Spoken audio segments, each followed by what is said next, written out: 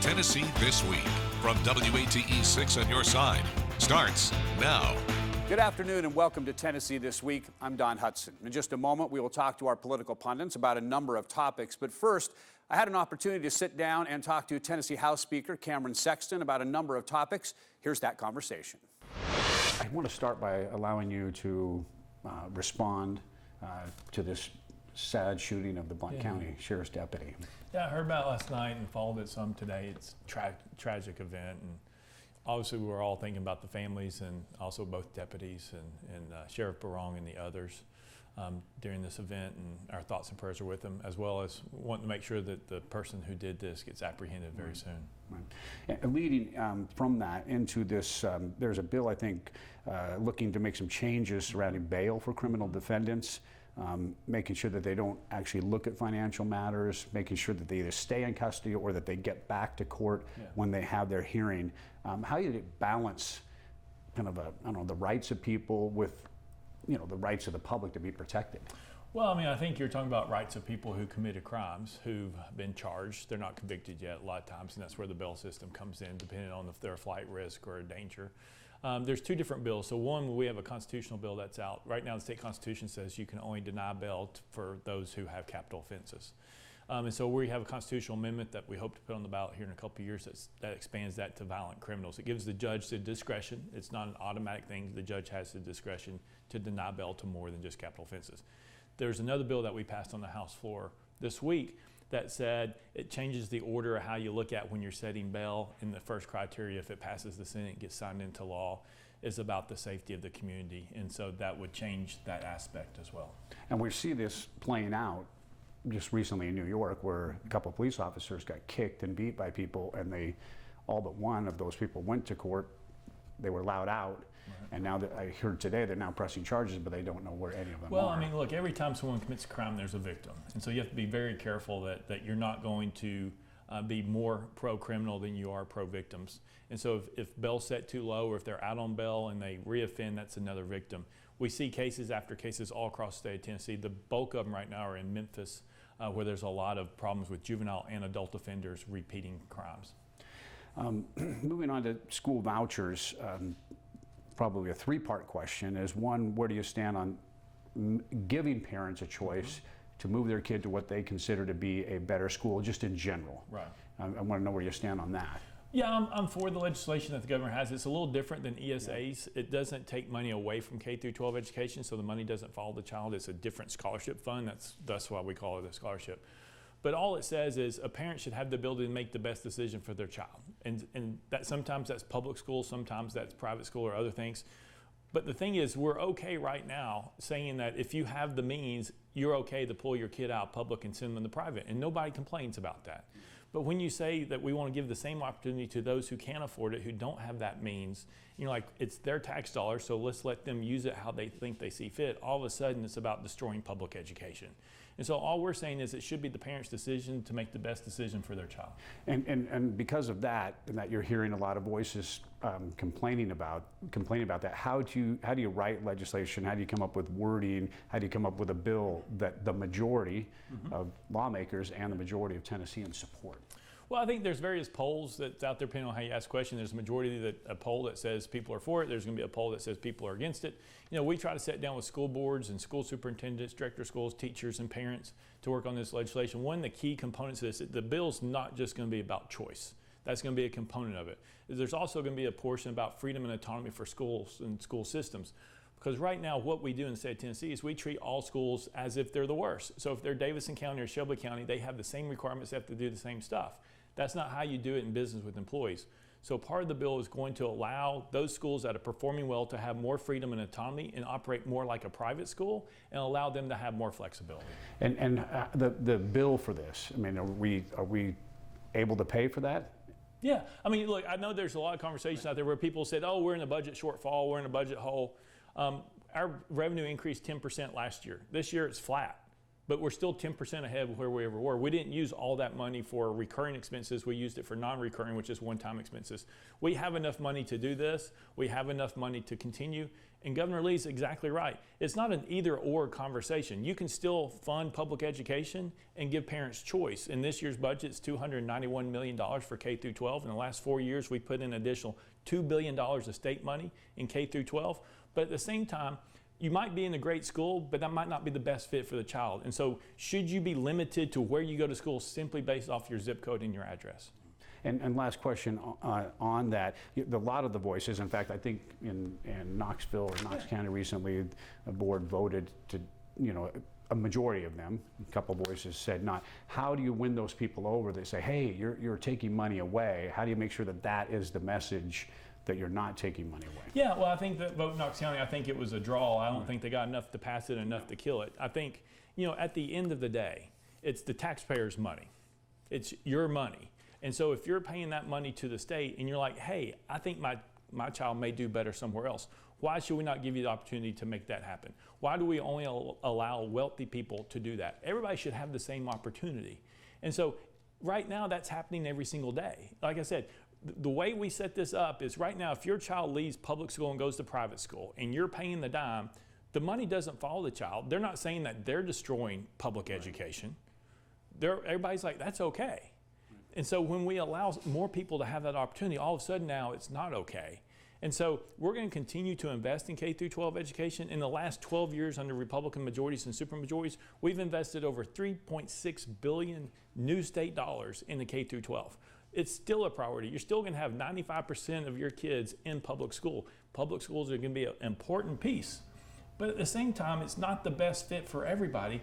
And you should not be limited by your economic means if your child needs to go somewhere else. Where are we with the not accepting the federal funding? Yeah. I know that was being studied, being looked at, it's been talked about. Where is that right now? Well, right now there's been 2 reports. The House and Senate have put out different reports. We're going to look at what we did find out is the federal government tells the Department of Education, we want you to put these rules in. The Department of Education comes into our Government Ops Committee and they put the rules in. It looks like it's state rules when it's real federal rules. So we're going to go back, we're going to look at all the rules and see what is truly a state rule, what is a federal rule. And then we're going to uncover that. We're also going to look at the food waste that we have. We think on the low end it's 20%, so $440 million that goes into the food program into the schools. 20% waste is $85 million. Let's see what that food waste is. That's an important aspect of it. We're going to look at the different federal tests that are required.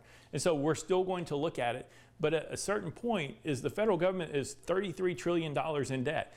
They're $1.4 trillion deficit this year. And so at some point the federal government either has to bankrupt the debt and not pay off the debt, they have to raise taxes, they have to cut spending, they have to do something. They cannot continue on this path. Why should our state not be prepared for that day to come? It's the train, you see it coming, we want to be prepared for it. And on that subject, I used to substitute as a teacher when I was, and I couldn't believe the amount of food waste, as you just mentioned. It is unbelievable the things they hand the kid, and the kid just throws right into the trash. Well, even at the end of the day, so if you have hot food, at the end of the day, the federal government rules will not allow you to pre-package that or package it and let the kids take it home. They have to throw it away. So on top of the waste that the student throws away, imagine all that food that's sitting there that goes in the trash. The number one reason a restaurant goes out of business is food waste. Let's see how much waste we have, and maybe it's just us asking the federal government for a waiver to figure out how to do it better, more efficiently, that fits our needs. But it's a conversation we have to have. The new House rules, how are those working out? They're working out well. It's a trial by error. So we had House rules for a lot of years, and they don't work with the way that new people want to act. We went into special session, we amended those to come back, and we're in a pretty good place. Things are working well. We haven't really had much decorum issues. The issue is, the governor was getting heckled during his State of the State, and what we do know is when you look up in the balcony, because we do have one side that's ticketed, one side that's not ticketed, in the section where it was the Democrat tickets, they were the ones who were trying to heckle the governor during his speech, which is totally disrespectful, which just kind of goes to show you where we are, unfortunately, in the public. When that whole thing happened, I won't get into all the details, you were telling me earlier that you likened that into being so people understand, likened it to being in court, Yeah. and how you can and can't act, Correct. and how an attorney can and can't talk. Explain that a little bit more, because we didn't hear a lot from you, at least that point of view. Well, we talked about it. Some people chose to report, and I'm not saying that you all did. But look, when you're in the courtroom, or even when you're in Congress, there's a certain decorum that's expected. The judge expects a certain decorum. And so the audience that's there, they can't rise up, shout, and yell. They can't really hold signs. They make you turn off your phones. You can't even talk on your phone in the courtroom. Then you also have the attorneys. They can't stand up at any time and just yell out anything they want to without being recognized. And so there's an order to that court. And so that's the same thing in the legislature. When we're on the House floor and we're debating bills, there's a certain order that you need, decorum and respect for one another, in order to do the job effectively. And we can't leave this without getting into the issue that kind of caused that, guns, and a lot of emotion from people that have guns and support the Second Amendment, don't want people messing with it. A lot of emotion from people who want some controls to keep kids and people with maybe mental issues away from the guns. Can a bill be put forward that the majority can support? And what would that look like? Well, it depends on what the topic is, right? We have a background check system that's not instantaneous, that's not working. It has over 250,000 records that have been adjudicated to court that's not in there. You have people who shouldn't be buying a gun based on what's in court, but the database does not reflect that. That's a problem. We have an incompetent problem, which you saw the person who got out on bail or released for being incompetent, but they were out on bail before, and you couldn't try them and they shoot somebody, unfortunately. So you have examples all across the state. You have someone who should be involuntary committed, but what they said is involuntary commitment is an immediate threat to yourself. Immediate threat means someone who's going to commit suicide. It's not someone who's a threat today or tomorrow and the next day. So we're going to fix the involuntary commitment clause. You also have people who are going to sit there, let's take on the issue of safe storage. People are going to say, hey, you should store your gun safely. I think we would all agree you need to store your gun safely.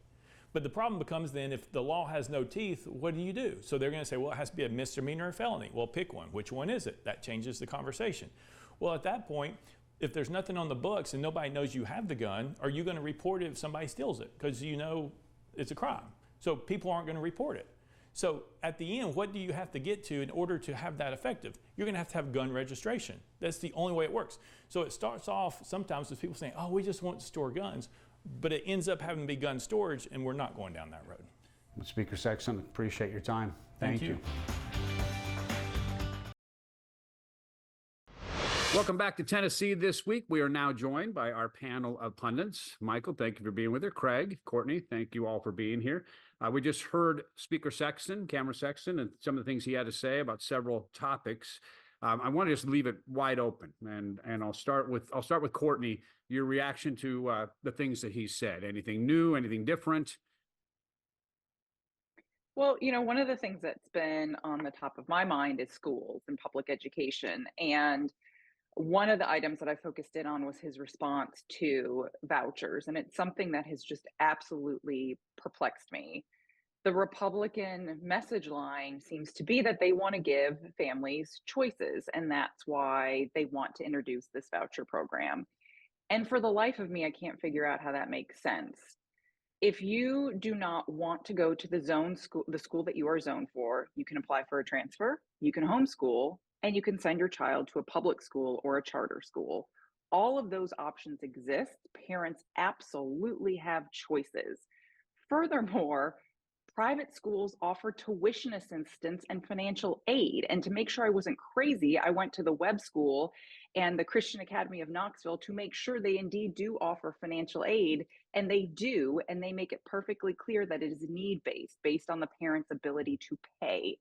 They also Courtney, advertise, yes. I don't mean to stop you as you're going, but that does not mean you're not crazy. I'm just letting you know that you can keep talking. I appreciate that. Lighten it up a little. I also didn't really know how much it costs to send a child to private school, and they all advertise their rates. And Webb, it costs $15,000 for tuition and fees for pre-K, all the way up to almost $24,000 a year for high school. $7,000 isn't going to make a dent in that. So, I've heard Republicans talk about, there's a single mom that wants to send her kid to a private school. And I'm wondering, who is this woman? Are you making her up? Is she a figment of your imagination? All parents have choices. Financial aid exists. We're not seeing any improvements in educational performance from the pilot program. So, what's the point of this? If our General Assembly really wants to make an impact on childhood education, they should be looking at vouchers for early childhood education and facilities. So, from when you're born, like daycare and early childhood development, to when you go to kindergarten, that's what's going to help parents out, not vouchers for private school. And Craig, I'll let you go next year and anything you want to talk about, but I do want to just ask, I mean, obviously you talked about a lot of things with the vouchers and paying for the vouchers and helping those families out. Do you even see a way that they get this written that you have the majority of people support it? Well, yeah, they'll get that done. But before we get into that, I do also, like the speaker did, express my sympathy to the family of the Right. Blount County Sheriff's deputy who was killed in action on Thursday night. So my hearts and prayers go out to him and his family and all the members of the Blount County Sheriff's Office. Um, Getting back to vouchers, I'm not so sure I agree with Courtney in the sense that it's easy to transfer out of your zone school. But it's There's a choice, it it's is an a choice. option. There's a limit. There's a whole set of criteria you have to meet before you can get a transfer out. But along those lines, it'd be a lot cheaper if the legislature passed a bill that said that people can have free transfers inside any school district. Let people pick the school that they want. Save the state $141 million by and letting parents make that choice. So vouchers aren't the only way to go to achieve some of the things that they're trying to achieve. There are certainly less expensive ways. And maybe they could have vouchers to public school students to go to a different public school and pass the money on to that school. So there's all sorts of things related to vouchers that need to be examined. And as Courtney says, even the Tennessee Secretary of Education said that the test scores in the students that are in the Shelby and Davidson County pilot program are not any better than they were before. So I'm not sure that this is a remedy of the situation that people think it is. So that's vouchers need to be discussed. And one of the things the research has shown to me, and this gets along a little bit with what Courtney said, was it's better to identify a specific program, a reading program, a early childhood intervention, pre-K, versus the blanket voucher, letting people go to any school that they would like. The research has shown that those achieve much better improvements in the educational outcome than the blanket voucher programs do. And Michael, like I said, as your fellow pundits just discussed, there's a lot to talk about when it comes to that issue. How do you see this all playing out? Well, quite honestly, and this troubled me all through the night because I'm going to be talking with several Board of Education candidates, and I always want to know where they stand on vouchers. And having gotten information from Speaker Sexton, it's going to pass. It's going to happen. It's going to happen in a real way. What I'm missing from this whole thing, and when I'm reading a book, I look for any typographical errors or anything that the author may have left out, in my estimation. And in this debate about vouchers, it seems like the one thing that you're not hearing a lot of is, whether it's good or bad, there are parents who want their children out of public schools, period. Whether it's because they don't want their children in school with the other children that are educated in the public schools, or whether they don't want their children to be exposed to the children who are being raised by parents who have different ideals from theirs. And in public schools, it seems like, as it probably should be, it's an anything goes kind of proposition, because you can't control who walks through your doors and registers to take classes at a public school. So I think one of the things that is not being stated, and is not being shared, and the governor's not saying, and then the speaker won't say it, is there are parents who quite simply want an additional option beyond those that Courtney was outlining, where you're out of the public school system and the auspices of the Board of Education altogether. And I think that's really what this boils down to. And I don't think we're going to hear that because it's not a popular opinion to have. We're going to take a break so we have time to have more of a discussion when we come back, and we'll be right back with more Tennessee This Week. Welcome back to Tennessee This Week. Moving to a different topic, Mike McMillan, the Knox County School Board member, passed away. And I know there's been a lot of issues in the school board where different opinions between the board. I'm curious from your perspective how this changes things, what this means for vouchers, what's this mean for other issues. And I'll start with Courtney again. Well, I had the opportunity to work with Mike McMillan when I was working on some school board policy stuff, and I've been incredibly grateful for that experience. And I was really sad to hear about his passing. And what I immediately thought is that leaves a gaping hole in the school district and in the school board. And that's my district now. We were Holston Hills was redistricted into the 8th district. And you saw that play out with the voucher vote and a couple of other issues that the school board has had since his passing. I immediately reached out to my county commissioner and I said, look, our district is not going to have representation until April at the earliest. The county commission is tasked with appointing a replacement when somebody dies in office like that. And I just think that's too long for the 8th district to wait without representation. Quite frankly, that angers me greatly that our county commission, right now, their position seems to be, we'll just wait until the March 5th primaries and then we'll appoint the winner of that, because there's no Democrats running, so it will be decided in the Republican primary. Meanwhile, the 8th district is over here not having a voice, not having a vote, and the school board is talking about really important issues like vouchers and the school calendar and data and salaries for employees and strategic plans, and the 8th district's over here voiceless. Michael?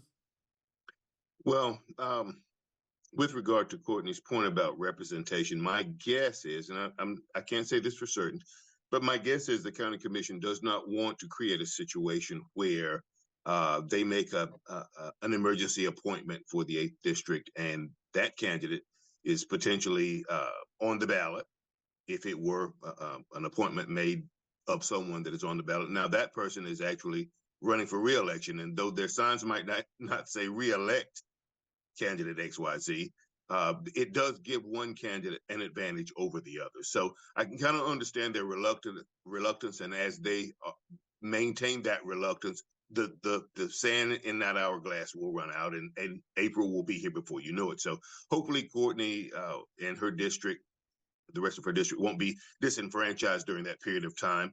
And I think that Mike McMillan would have voted against this resolution to reject the whole voucher concept. So I think it'll in the end, it will be a moot point. Greg? Well, yes, I never thought that was going to pass the school board to begin with.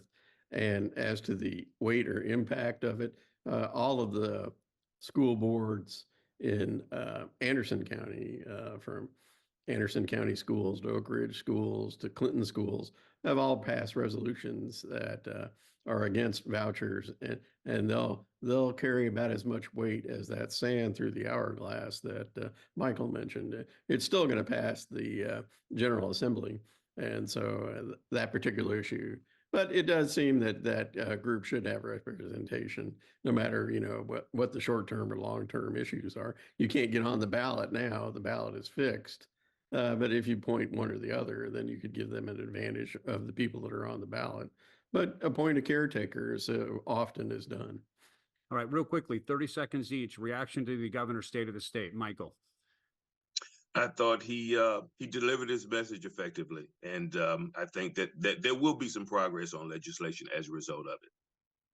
Greg?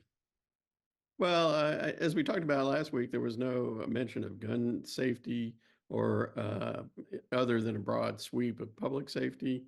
And then, we have that tragic shooting in Blount County this week, showing that there are still definite issues with gun violence in Tennessee. Maybe doing something that the speaker didn't seem to be too enthusiastic about having mandatory gun storage and ammunition storage in a separate location, something that they could work on. And Courtney? The the budgetary outlook is abysmal and bleak, and that is incredibly worrisome. That was my main takeaway. Your main takeaway. All right. Well, we only have a few seconds left, so we won't be getting into another topic, but we'll thank you, Michael, Craig, Courtney, for being with us. I would like to say early voting starts Valentine's Day, next Wednesday. Get out and vote. Forget flowers. Forget flowers. Take your loved one to the polling place. There you go. Craig, thank you. Courtney, Michael, thank you again. And thank you for watching. We'll see you next week with more Tennessee This Week. The views of guests on Tennessee This Week are their own and do not represent the views of WATE 6 on your side or Nexstar Broadcasting.